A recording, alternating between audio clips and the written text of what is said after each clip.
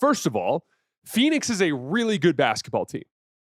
And they have some very exciting developments in terms of internal improvement that have made them even more dangerous than I thought they would be before the season. And then on the Lakers front, Phoenix presented some physical challenges and a game plan that caused the Lakers to spiral in a way that we've seen before. Against Oklahoma City back in November, or against Minnesota back in the playoffs last year in the first round. I think those are real demons that the Lakers will have to conquer if they want to reach their goals. We're going to get to the Lakers later, though. We haven't done a deep dive on the Suns in a while, so I want to deep dive in on Phoenix. And I want to start with their defense. There are things with the Suns this season that I expected, but there have also been some things that I've been genuinely surprised by. I expected them to be a good defense. It just made sense structurally. You have a guy like Ryan Dunn heading into his second year who's very dynamic and versatile on the perimeter as a defender. He's got strength, he's got speed, he competes, he's got a good motor. Lots of really exciting stuff there. You go into his second season, you expect him to experience a good amount of improvement on that end of the floor. And then you turn Kevin Durant into Dillon Brooks. That's obviously a talent downgrade, right? But Dillon Brooks is legitimately one of the best perimeter defenders in the entire NBA. And similar to Ryan Dunn, he can guard a pretty wide range of players. So you add a second guy in that Ryan Dunn ilk of this big, physical, awesome perimeter defender when this team was lacking that type of player last year. But then you look down the roster and everyone else on the perimeter is a plus. Devin Booker was literally the primary point of attack guy on many nights for Team USA a couple of summers ago. Royce O'Neal is a solid perimeter defender. Jordan Goodwin is a solid perimeter defender. Colin Gillespie and Grayson Allen, those are guys who compete. They're physical. They're usually in the right spot. They have good game plan discipline. And they have some defensive talent at the center position.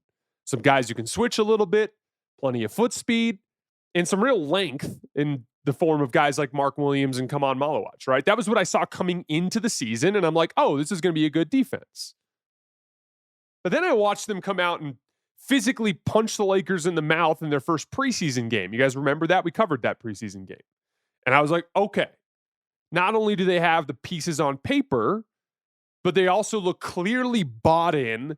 This is going to be a pain in the ass to deal with on any given night in the NBA. I specifically predicted before the season that they'd be the type of team who would beat the really good Western Conference teams on any given night where they don't bring the appropriate effort and focus. In other words, I thought they'd be the royal pain in the ass type of team in the West playoff picture. But I figured they'd be something like 37-45. Some really fun wins against good teams, some fun nights for the fans, but no real threat. Like no real any sort of like consistent success that's going to be something people have to account for in the playoff picture. Forget all of that. They look like a legitimate playoff team. Like at this point, they look pretty well entrenched as a top 8 seed in the West. It's still early. Dudes could get hurt. Devin Booker groin injury last night. Things could fall apart. But to me, they look a lot more like a 45-37 team than a 37-45 team. So the question is why? Why is it that the Suns, on a year where they lose Bradley Beal and they trade Kevin Durant, that they suddenly are looking like a team that could very well be better than they were last year? And there's two reasons for that. One is the internal development on offense, which we'll get to later on. Guys like Colin Gillespie, guys like Dillon Brooks. We'll get to that later. The second piece of it, though, is the internal development on defense, specifically with Mark Williams as a drop coverage big.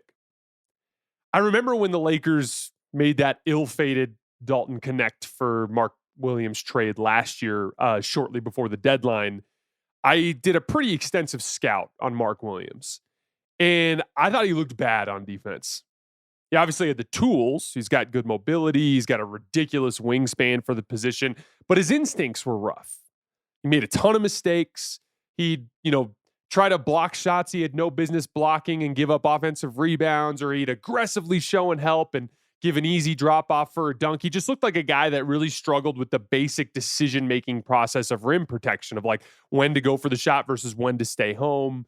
Just some basic fundamentals. He looked like he was a real mistake maker. So I viewed him as an offensive weapon, a guy that could help Luka on the roll as a vertical spacer, a guy who's a good offensive rebounder, always like underrated as a guy who could like grab offensive rebounds and make kick out passes to 3-point shooters, a lot more connective passing, short roll passing ability than you'd think. I'm like, oh, this will be a good offensive weapon for Luka, but this guy can't guard, and that's going to be an issue. And there were the health concerns, right? Phoenix has turned him into a legitimate defensive anchor, which I did not see coming. This is a credit to Brian Gregory.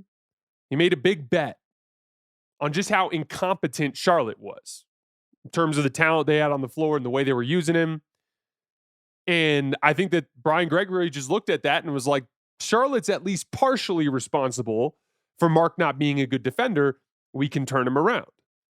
And then secondly, you have to credit Jordan Knott for creating an achievable defensive role for him with the talent they had available. We often refer to drop coverage on the show as a bracket, okay? Why is it a bracket? Because there's two sides to the coverage. There's the big, who's keeping the ball handler and the big in front in a deep drop, or at least keeping the ball handler in front in a high drop, right? And then there's the top part of the bracket, which is the on-ball defender getting over the top of the screen, staying attached, back pressuring, getting a rear view contest. And one of the things that's kind of difficult with evaluating bigs and drop coverage, and this is one of the things I underrated when I was scouting Mark Williams' film in Charlotte, is the job of the drop coverage big is substantially harder when the point of attack defense isn't good. When the top part of the bracket isn't good, and that ball handler is easily getting over the top of the screen, and he has lots of separation from his defender, and he's super comfortable operating in the mid-range, he can manipulate the drop coverage big easier. Because that drop coverage big also has a responsibility to offer contest on those mid-range shots. There's a little dance you do. You're backpedaling, you're stunting and contesting at the guard while making sure you keep that roll man in front of you, right? And if that guy's coming free and clear off the screen, he's going to engage you easier. It's going to look more like a traditional 2-on-1 where like you jump to the guard and it's a lob dunk, or you stay back and that dude's getting easy twos or going right at you at the rim, right? If the guy on the top part of the bracket isn't doing his job, it makes it really difficult. But when you have Ryan Dunn, when you have Dillon Brooks, and those dudes are getting up into the ball, making dudes uncomfortable from the opening tip, staying attached over the top of screens, basically funneling you into the paint, the ball handler, making it so that that dude doesn't have a lot of comfort in the mid-range, but rather is just driving into your length, it suddenly becomes a very tenable dynamic for a talented drop coverage big. That specific dynamic, the ability of Dunn and Brooks to pressure the ball and stay attached from behind while Mark Williams' giant wingspan is swallowing everything up at the basket as they're getting funneled in, is literally what broke the Lakers' offense last night. And I want to give Jordan Knott some more credit here because this did not go well early in the game. His idea was, we're going to run a traditional drop coverage and we're going to guard that action 2-on-2, meaning Dunn or Brooks is going to chase. Mark Williams is going to be there in the drop. The other three dudes, they might stunt and recover, a little bit of like opportunistic playmaking, but for the most part, those dudes are going to stay home. That leaves the coverage 2-on-2. That is going to dictate the flow of the game more towards Luka Doncic scoring the basketball.